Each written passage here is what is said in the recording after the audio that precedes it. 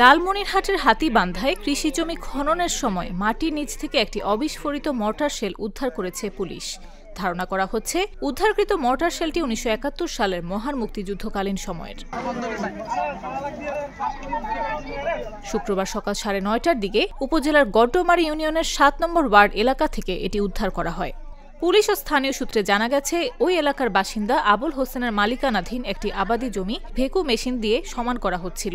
খনন কাজ চলাকালীন মাটির প্রায় ২ ফুট নিচে লোহার তৈরি একটি ভারী বস্তু দেখতে পান শ্রমিকরা।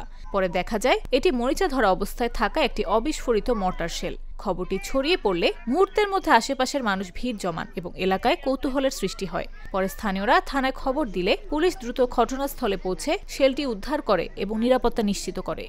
আমরা মাটি সমান করতেছি, সমান করার সময় আর কি ১ ফিট নিচে ওইটা বাড়িয়েছি।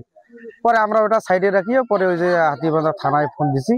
পরে ওনার প্রশাসন আইসা পরে ওটা আর কি করছে, তদন্ত করতেছে আর কি।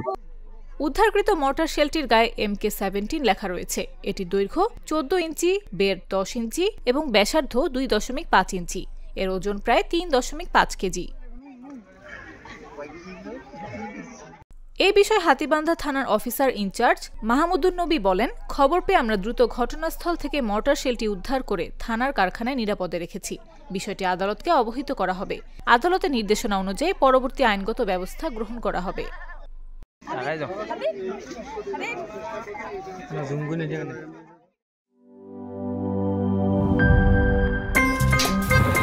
আমার একটা স্মার্ট সিদ্ধান্তে 25% গ্যাসের খরচ কমেছে। ভাবছেন কিভাবে?